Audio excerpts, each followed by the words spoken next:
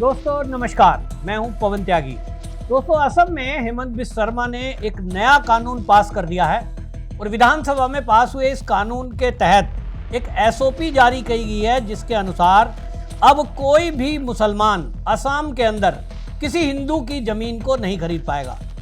पाएगा, लेकिन उसके लिए कुछ कानून बना दिए गए हैं, एक एसओपी जारी कर दी गई है और सरकार को ये जानकारी रहेगी कि जमीन लेने वाला या बेचने वाला उसका मकसद क्या है, पैसे का सोर्स क्या है और जहां वो जमीन को खरीदना चाहता है वहां की डेमोग्राफी क्या है। ये कानून असल में इसलिए बनाया गया कि असम में पिछले दिनों ये देखा गया कि बड़ी संख्या में एनजीओ के नाम पर कुछ स्कूल बनाना, कुछ अस्पताल बनाना और उसमें विदेशी ताकतें हावी हो रही थी। यहां तक कि केरल, आप देखिए असम से कितना दूर है, लेकिन केरल के कई एनजीओ असम में अस्पताल और स्कूल बना रहे हैं। मकसद पीछे का क्या है वो साफ समझ में आया कि धर्मांतरण इसके पीछे एक मकसद था और इसलिए असम की सरकार चौकन्नी हुई जब यह देखा गया कि बड़ी संख्या में हिंदुओं की जमीनों को मुसलमान खरीद रहे हैं। अब ये कानून जो बनाया है, हालांकि ये डेमोग्राफी चेंज ना हो, सुरक्षा को ध्यान में रखते हुए बनाया है,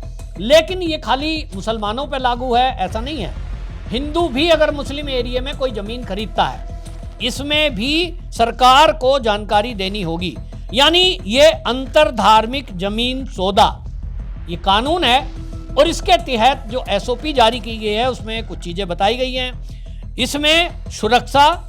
सामाजिक प्रभाव, फंडिंग की जांच होगी और सरकार की तरफ से जब पूरी क्लियरेंस हो जाएगी तभी वो रजिस्ट्री हो पाएगी। रजिस्ट्री के लिए ये कहा गया है कि सबसे पहले एक एप्लीकेशन जमा करनी होगी जमीन को हस्तांतरण करने के लिए। तो आप जिला आयुक्त यानी डीसी जो है उसके पास एक एप्लीकेशन जमा करानी होगी। अगर आप दो लोग अलग अलग धर्म के हैं, हिंदू मुसलमान से खरीद रहा है, मुसलमान अगर हिंदू से खरीद रहा है, तो आप दोनों लोग एप्लीकेशन लगाएंगे कि मुझे खरीदना है, मुझे बेचना है। नंबर 2, फिर राजस्व विभाग को ये डीसी एप्लीकेशन भेजेंगे, राजस्व विभाग इसको चेक करेगा। तीसरे स्तर पर विशेष शाखा इसकी जांच करेगी। राजस्व विभाग का एक नोडल अधिकारी इस एप्लीकेशन को असम पुलिस की स्पेशल ब्रांच को भेजेगा और ये शाखा जो है, ब्रांच जो है, ये सौदे की पूरी पड़ताल करेगी और क्राइम ब्रांच इस बात को, स्पेशल ब्रांच इस बात को देखेगी कि कहीं इसमें धोखाधड़ी, जबरन या गैर कानूनी काम तो नहीं हो रहा है। साथ ही खरीदार के पैसे का स्रोत और इलाके का सामाजिक माहौल, इसको भी चेक किया जाएगा। फिर जो है अंतिम फैसला इस मामले में होगा और ये कहा गया है कि अंतिम फैसला जो होगा इसमें जांच के बाद जो विशेष शाखा है वो अपनी जो रिपोर्ट है राजस्व विभाग को भेजेगा। इसके आधार पर जिला आयुक्त अंतिम फैसला लेंगे, सौदा मंजूर होगा या नहीं। ये इसलिए बनाया गया है, आपको ध्यान होगा कि पिछले काफ़ी दिनों से, जब से असम में हेमंत बिस्वा शर्मा का शासन आया है, बड़े पैमाने पर बुलडोजर एक्शन हो रहा है। उस बुलडोजर एक्शन को लेकर के कई एनजीओ असम में एक्टिव हो गए, जिसमें आपने देखा सैयदा हमीद जो योजना आयोग की सदस्य भी रही है, पूरा एक ग्रुप लेकर के, हर्ष मंदर उस ग्रुप में है, प्रशांत भूषण उस ग्रुप में है और ये असम में जाकर कह रहे थे कि साहब असम में हेमंत बिस्वा शर्मा जो बुलडोजर चला रहे हैं वो तो गलत चल रहा है साहब, 30 साल से लोग रह रहे हैं, गरीबों के घरों को तोड़ दिया जा रहा है, क्रूर और राक्षस तक कह दिया गया हेमंत बिस्वा शर्मा को। अब सवाल ये उठ रहा है कि किन्हीं लोगों को इससे दिक्कत क्या है। असम की सरकार जो कर रही है, जो बुलडोजर एक्शन वहां हो रहा है, वो तो इसलिए हो रहा है कि वहां अवैध जमीनों पर जो अतिक्रमण है वो तो उसको हटा रहे हैं, कोई अवैध काम नहीं हो रहा है। सुप्रीम कोर्ट तक में उसको लेकर पहुंच गए, हाई कोर्ट में एप्लीकेशन लगी, हाई कोर्ट ने जो दलीलें इन लोगों ने दी कि विशेष धर्म देखकर असम की सरकार काम कर रही है, झूठे आरोप लगाए और ये बताने की कोशिश की गई कोर्ट में कि जैसे हेमंत बिस्वा शर्मा केवल मुसलमानों के मकान गिरा रहे हैं, हिंदू को बढ़ावा दे रहे हैं, जबकि ऐसा तो नहीं है। सरकार की तरफ से सॉलिसिटर जनरल जो हाई कोर्ट में गए, उन्होंने बाकायदा प्रूफ के साथ बताया कि हमारा मकसद है सरकारी जमीन पर अतिक्रमण जो है उस अतिक्रमण को हटाना, हिंदू हो या मुसलमान, मकान सबके गिराए गए। ऐसा काम हो रहा है और उसके बावजूद भी आप देखिए कि असम में कई सारी एनजीओ एक्टिव हैं जो हेमंत बिस्वा शर्मा के खिलाफ ये षड्यंत्र कर रहे हैं कि उनको बदनाम किया जाए। और इसीलिए हेमंत बिस्व शर्मा ने बिल्कुल ये साफ करते हुए कानून बना दिया और उन्होंने इस कानून को बना करके अब लागू कर दिया, जिस पर केंद्र की भी सहमति है। असम में जो ये बेदखली का कानून है, बेदखली का जो कार्रवाई चल रही है, इस पर हेमंत बिस्व शर्मा ने बिल्कुल साफ कर दिया। उन्होंने कहा कि देखिए, बुलडोजर एक्शन चलता रहेगा और ये रुकने वाला नहीं है, क्योंकि हम ये तय कर चुके हैं कि सरकार की ज़मीन पर जो भी कब्जा जमाए लोग बैठे हैं, एक एक इंच ज़मीन अब खाली कराई जाएगी। आपको जान के आश्चर्य होगा, अभी तक हेमंत बिस्व शर्मा 1,60,000 वर्ग किलोमीटर ज़मीन इन घुसपैठियों से, इन अवैध कब्जाधारियों से खाली करा चुके हैं, जिसको बेदखली कहा है। मेरा एक सवाल सबसे है, जो लोग ये विरोध कर रहे हैं, क्या सरकारी ज़मीन ये अवैध अतिक्रमण से मुक्त होना चाहिए कि नहीं? उत्तर तो हाँ है,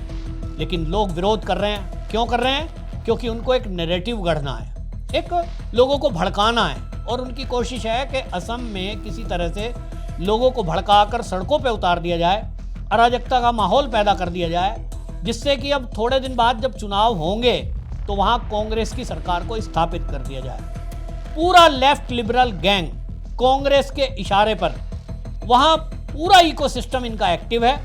और उसी इकोसिस्टम में, जैसा मैंने आपको बताया, प्रशांत भूषण सुप्रीम कोर्ट तक भी पहुंच गए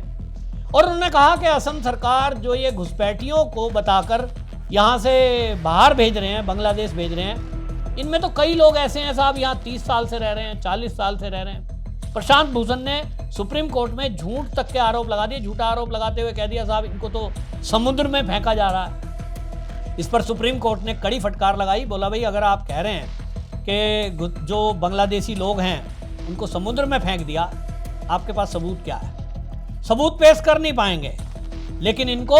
सुप्रीम कोर्ट में झूठ के आधार पर भी एक नैरेटिव गढ़ना है। सुप्रीम कोर्ट में इनको लगता है कि जैसे पहले इनकी चलती रही है ऐसे चलती रहेगी और ये कोई ऐसा आदेश पारित करा देंगे, लेकिन अब ऐसा चलता नहीं है। देश में जहां एक तरफ अब लोगों का मूड समझ में आ रहा है, दूसरी तरफ केंद्र की सरकार, अमित शाह अभी पिछले दिनों आपने देखा कि वो असम में गए थे और उन्होंने साफ कर दिया कि असम में जो घुसपैठ है, अब एक एक आदमी यहाँ से बाहर चला जाएगा। भाजपा सरकार का यह संकल्प है कि हम देश को घुसपैठ मुक्त बनाकर रहेंगे। अब वहाँ असम की धरती से गृह मंत्री अमित शाह का सीधा संदेश ये उन लेफ्ट लिबरल गैंग को भी है और उन एनजीओ के नाम पर अराजकता फैलाने वाले और धर्मांतरण करने वाले लोगों को भी सीधा सीधा एक संदेश अमित शाह का है कि आप जो नैरेटिव गढ़ने की कोशिश कर रहे हैं, आप जो घुसपैठियों के साथ खड़े हैं, आप जो अवैध अतिक्रमण करने वालों के साथ खड़े हैं, ये कतई भी बख्शा नहीं जाएगा। आप देख रहे हैं कि किस तरह से केंद्र सरकार हेमंत बिस्व शर्मा के साथ खड़ी है और अमित शाह इसको संसद में बोल चुके हैं और मोदी जी ने तो लाल किले की प्राचीर से बोल दिया है कि अब घुसपैठ के खिलाफ सख्त एक्शन केंद्र सरकार की तरफ से होगा और इसमें जो राज्य सरकारें हैं उनके साथ कानूनन अब ये कार्रवाई की जाएगी कि ये जो अवैध अतिक्रमण और घुसपैठ, इस पर सख्त एक्शन होगा। इसी कड़ी में जो हेमंत बिस्व शर्मा का ये नया कानून आया है, अंतरधार्मिक जमीन सौदा, इस सौदे की अब इसीलिए आवश्यकता बताई जा रही थी कि बड़ी संख्या में ये लोग क्या कर रहे थे, विदेश से पैसा आता है, एनजीओ के नाम पे करोड़ों रुपए का फंड आता है और करते क्या है कि हिंदू मोहल्ले में इनको घुसपैठ करके वहाँ कोई एक अपना ठिकाना बनाना है, कुछ ज़मीनें खरीदनी है और उसके बाद धर्मांतरण का खेल शुरू होता है और धीरे धीरे धीरे धीरे जो बॉर्डर एरिया हैं असम के, वहाँ अपना नेटवर्क फैलाने की एक षड्यंत्रकारी इनकी नीति है। इसी को ध्यान में रखते हुए हेमंत बिस्व शर्मा ने एक कानून बनाया। निश्चित रूप से इस कानून की बहुत आवश्यकता है, पूरे देश में इसकी आवश्यकता है। अन्य राज्यों में जहां बीजेपी की सरकार है, मैं कहना चाहूंगा कि हेमंत बिस्व शर्मा के जैसा इस कानून को अन्य राज्यों में भी लागू करने की आवश्यकता है। आपकी इस पर क्या राय है, कमेंट में जरूर लिखें और वीडियो को शेयर भी करें ताकि हेमंत बिस्व शर्मा जिस तरह का काम कर रहे हैं, ताकि उनको लगे कि कितने लोग देश के मेरे इसमें साथ हैं। आप इसमें कमेंट लिखेंगे, वीडियो को शेयर करेंगे तो हेमंत बिस्व शर्मा जैसे मुख्यमंत्री को इससे साहस मिलेगा। वंदे मातरम।